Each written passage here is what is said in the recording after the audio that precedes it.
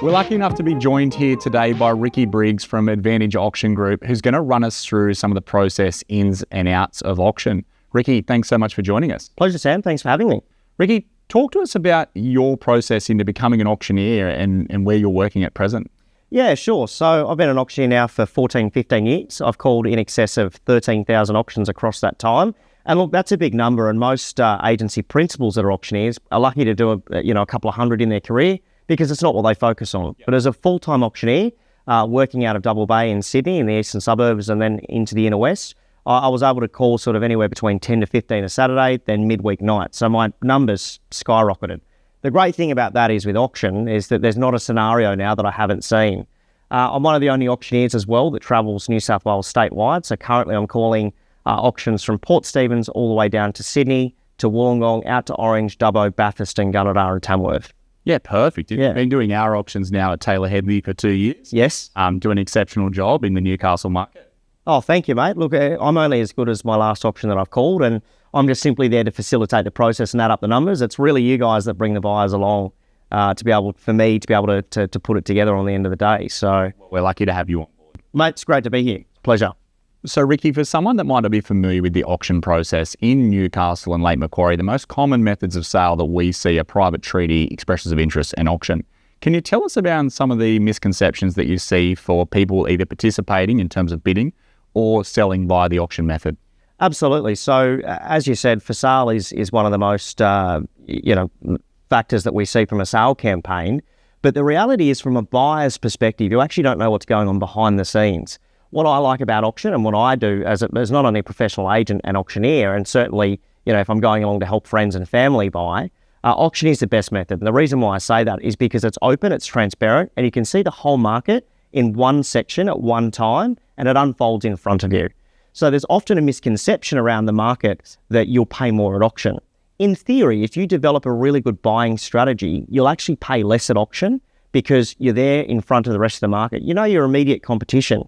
Then there's no communication breakdown. There's no issues with what he said, she said. There's none of that because you're literally seeing it unfold in front of you in real time, and you've got the opportunity to develop your strategy as you go in order to pay the price that you want for that property. The process of auction, we find, provides a lot of social proof to buyers. You're in a position where they can see exactly who they're competing against, that transparency that you were just talking about. You're in a position where if you do technically overpay, you're only paying by a small increment, whether that be $5,000 or $10,000. Whereas in a private treaty type negotiation or scenario, you're potentially paying $100,000, $200,000 more without even knowing it. Well, that's correct, because if you've got a cluey agent that knows how to negotiate, they're not telling you that a buyer is at a certain price point. They're literally just informing you as to what the owner's expectations are. But the age-old saying, it's only worth what someone's prepared to pay. So if you think that you're overpaying on auction day, well, you're not, because the market is directly below you. So that overpaying strategy might only be $5,000 or $10,000. But that $5,000 or $10,000 over a 30-year loan gap, well, that's just a cup of coffee a week, as we say. But the question is, do you want the property? Do you want to own it? And do you want to secure it on that day, knowing that there's no more domain, no more realestate.com. You're there to buy, you're there to own, and you move in 42 days' time. That's the social proof. But not only that, from a vendor perspective, you get a structured selling campaign. For our sellers, we know that we're there twice a week, and we know that we have our vendor meetings throughout, so that they're kept up to date with the campaign.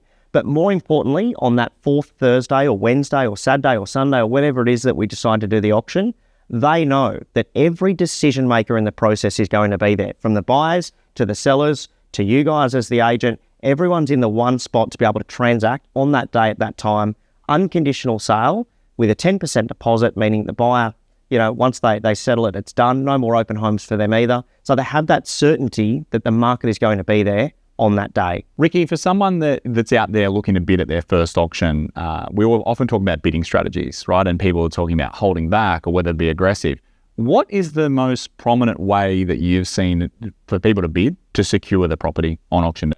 Great question. So interesting stat across auctioneers. It's not a real estate stat, but across auctioneers that are out there in the market seeing it day in, day out, 70% or thereabouts of the people that start my auctions are the ones that finish it. Now, basically, as soon as the auctioneer calls for an opening bid or offer, they're the ones with their hand up straight away. And the reason why is because you immediately set your tone and pace in the market. Now, there's two things that happen in an auction. One is that, as I said, you set your tone and pace, and let the market know that you're there to buy. But two, you actually then become the controlling factor at the start of that auction, and then where that starts. So, for example, if I was a bidder and I was there bidding for myself, for a client, or for a friend, as soon as that auctioneer opens his mouth, whatever I think the property's going to go for, I'd be giving a bid, under that amount to give myself room in order to play with and in order to develop my strategy as I go. From there, as soon as someone comes over the top, I would be then straight back on top. Now, you will find that about 4 or 5 bids in, you've already told the rest of the market that you were there to buy. Now, often what I find that happens with a really strong buyer is that it stops short of reserve. They then hold the power to negotiate. If you've got a strong market, it just keeps ticking along. That's the first point. So bid bold, bid courageously. You can't lose what you didn't have, right? Now, I'm going to tell you about another scenario in a second, in a point in time where there is no obligation for an auctioneer to announce the property on the market when it hits reserve. They certainly need to announce before they sell it, but there's no obligation in law to say that an auctioneer must announce the property on the market at that specific point in time. So if you're a buyer that's pretty hesitant, or if you're a buyer that wants to sit back and let all of the other bidders do the work for you, the reality is you don't know where that reserve price is. And often, and in particular, some cultures will sit back and wait. We've already surpassed reserve because the auction just keeps ticking along. And then all of a sudden we announce it, then they come in. Now, in theory, they've actually paid well and truly over. Now, as I said before, it's only worth what someone's prepared to pay. So you're not in theory paying over market condition. You're paying a fair market price at auction because you've still got direct competition below you. But the two best things that you can do is bid up, bid confidently, be the first person to start the auction, tell the market that you're there to buy it at any cost, and that is quick bids in succession of the last bid placed. And the other thing that you can do as well is think about your strategy as you go. If you're moving in 10s, throw a 13 or a 7 in there, because not only does it confuse the agents and the auctioneer, it also confuses the other buyers as to where they're at, and it starts to rattle their game as to where it is. So if you're a good, confident bidder, you know that there's some other strategies that you can employ in order to get the best possible price for you as a bidder on auction day. We often see it that conveying confidence to the marketplace, you put yourself in a position where you just might stop your competition from making that last 1 or 2 bids because they've got hope, seeing that you're slowing down, thinking one more is going to secure the property.